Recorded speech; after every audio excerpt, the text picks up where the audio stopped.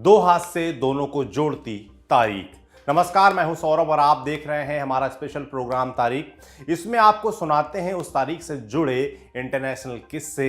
आज 16 फरवरी है और इस तारीख का ताल्लुक है दो विमान हादसों से। 16 फरवरी 1986 रविवार एक बोइंग 737 विमान ने ताइवान की राजधानी ताइपेई के शोंगशान एयरपोर्ट से उड़ान भरी। शाम के 6:09 पर यह विमान ताइवान के मंगोंग शहर के एक छोटे से पेंगू नाम के एयरपोर्ट जा रहा था। विमान चाइना एयरलाइंस का था। Flight number 2265। विमान में कुल 13 लोग सवार थे, जिसमें से सिर्फ 6 यात्री थे और बाकी 7 पायलट और क्रू मेंबर्स। जब विमान ने टेक ऑफ के करीब 1 घंटे बाद शाम के 7:05 लैंड होने का प्रयास किया तो चालक दल को विमान के सामने वाले हिस्से में एक जोरदार वाइब्रेशन महसूस हुआ। पायलटों ने तुरंत गो अराउंड करना चाहा। आसान भाषा में कहें तो गो अराउंड मतलब लैंड होते होते या होने से ऐन पहले फ्लाइट को फिर से टेक ऑफ करवाना। ये गो अराउंड आमतौर पर किसी हादसे को टालने का एक आपातकालीन प्रयास होता है, लेकिन फ्लाइट 2265 के लिए यही गो अराउंड जानलेवा साबित हुआ। विमान हवाई अड्डे से तो दूर निकल गया, लेकिन मैंगोंग शहर के पास प्रशांत महासागर के तट से टकरा गया। सभी 13 लोगों की मौत हो गई। यह हादसा हमारी मेन स्टोरी का एक सब प्लॉट था। मेन स्टोरी पर जाने से पहले वर्ल्ड साइंस फेस्टिवल में डिस्कस किए जाने वाले एक फैक्ट से आपको रूबरू करवा दें। इसके अनुसार किसी व्यक्ति की किसी फ्लाइट दुर्घटना में मारे जाने की संभावना उससे कहीं कम है जितनी घर से एयरपोर्ट पहुंचने के दौरान किसी सड़क हादसे में मारे जाने की। और ये कोई नया फैक्ट नहीं है। एक पुरानी मूवी में सुपरमैन ने भी कहा था कि हवाई यात्राएं दुनिया की सबसे सुरक्षित यात्राएं हैं। इसलिए ये किसी आदमी पर 2 बार बिजली गिरने जैसा ही एक दुर्योग था कि 1986 की घटना के ठीक 12 साल बाद उसी तारीख को एक और विमान दुर्घटनाग्रस्त हुआ, उसी चाइना एयरलाइंस का, करीब करीब उसी तरह से जैसे पिछला हुआ था। 16 फरवरी 1998 सोमवार एक एयरबस A300 ने इंडोनेशिया के बाली शहर से उड़ान भरी। स्थानीय समय अनुसार दोपहर के 3:27 पर यह एक इंटरनेशनल फ्लाइट थी ताइवान के ताओ युआन शहर के लिए। Flight number 676। विमान में सवार थे कुल 196 लोग, जिसमें से 182 यात्री और 14 क्रू मेंबर्स थे।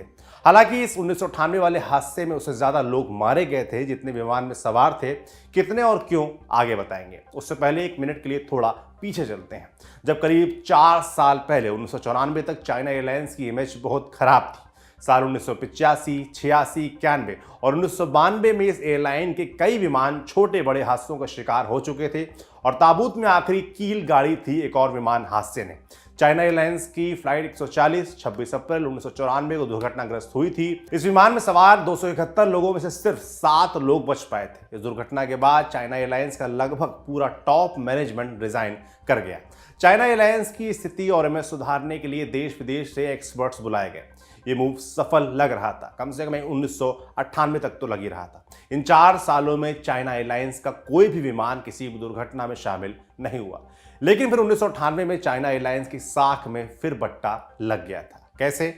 16 फरवरी 1998 को बाली से उड़ाई विमान जब ताओ युआन शहर के चियांग काई शेक एयरपोर्ट पर लैंड करने जा रहा था तो रात गहराने लगी थी। मौसम भी खराब हो गया था। गहरे कुहासे के चलते विजिबिलिटी 1300 मीटर रह गई थी। लेकिन इससे बुरी बात यह थी कि विजिबिलिटी और खराब होते जा रही थी।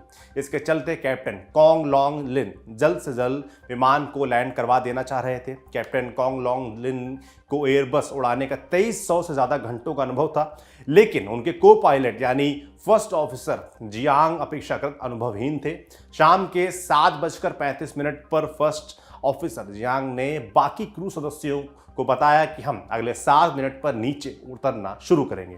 लेकिन इस घोषणा के अगले 10 मिनट तक कैप्टन कॉन्ग ने जियांग से नीचे उतरने के बारे में बात नहीं की। इसके चलते अब विमान को इसी ऊंचाई से उतरने के लिए कम दूरी या कम समय मिलना था। इसके बाद की कॉकपिट की रिकॉर्डिंग से पता चलता है कि कैप्टन और अनुभवहीन फर्स्ट ऑफिसर जियांग के बीच बहुत ही तीखी बातचीत हुई थी, जहां कैप्टन जियांग को लगभग डांटते हुए आदेश दे रहे थे और बुरी तरह से सहमा हुआ जियांग एक शुरुआती गड़बड़ कर चुकने के चलते अपना पूरा आत्मविश्वास खो चुका था।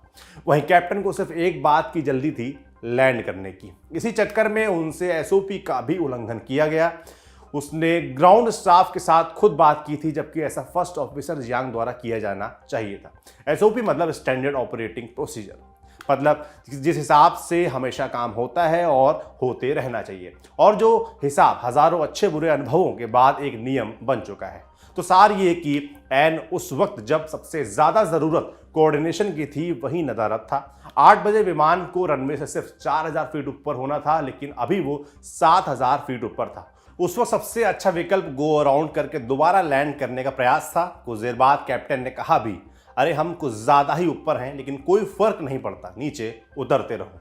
बहरहाल काफी कीमती वक्त बीता देने के बाद जब कैप्टन को एहसास हुआ कि सही लैंडिंग ही हिसाब से हाइट काफी ज्यादा है, तो उसने गो अराउंड का आदेश दे दिया और प्लेन में मौजूद गो अराउंड वाले स्विच ऑन कर दिए गए। गो अराउंड ऑन करने के साथ ही ऑटो पायलट को भी अपने आप एक्टिव हो जाना था। ऑटो पायलट ऐसा समझ लीजिए कि पायलट के ना होने की दशा में भी प्लेन काफी हद तक खुद ब खुद उड़ लेता था। इस गो अराउंड के दौरान उससे जुड़े कई टास्क खुद ब खुद कर लेता। लेकिन हुआ क्या कि गो अराउंड तो ऑन हो गया, पर पायलट ने अनजाने में विमान के ऑटो पायलट को गो अराउंड के 6 सेकंड पहले ही डिसएंगेज कर दिया था। मतलब एक तरह से डिसेबल या बंद कर दिया था, लेकिन उसे खुद इसके बारे में पता या याद नहीं था। यानी विमान अब कैप्टन को उड़ाना था, लेकिन वो ऑटो पायलट के भरोसे था, और इस दौरान वो अपने को पायलट जियांग को हड़काने में लगा हुआ था। यूं 11 कीमती सेकंड बीत जाने के बाद प्लेन वार्निंग देने लगा कि वो क्रैश होने वाला है। 8:05 पर फ्लाइट 676 क्रैश हो गई। सभी 196 सवार मारे गए। इसके अलावा ये विमान जहां गिरा वो आबादी क्षेत्र था। विमान एक 4 लेन रोड पर घिसटता हुआ चला गया। उसके बाद शहर की इमारतों से सीधे नाक के बल टकराया। विमान में जोर का धमाका हुआ और उसमें आग लग गई। ग्राउंड में भी 7 लोग मारे गए। जो मरने वालों की कुल संख्या 203 पहुंच गई। 2 साल चली जांच के बाद पाया गया कि विमान हादसे में पूरी गलती पायलट की थी। चाइना एयरलाइंस के प्रशिक्षण कार्यक्रम की जांच करने वाले जांचकर्ताओं ने बाद में यह भी दिखा कि 1994 की दुर्घटना से एयरलाइंस ने कुछ नहीं सीखा। तो यह था आज का तारीख, विमान हादसों से भरा। उम्मीद है अगली बार तारीख में मिलेंगे तो और कुछ अच्छे मोमेंट्स को लेकर। आप देखते रहिए दी ललन टॉप।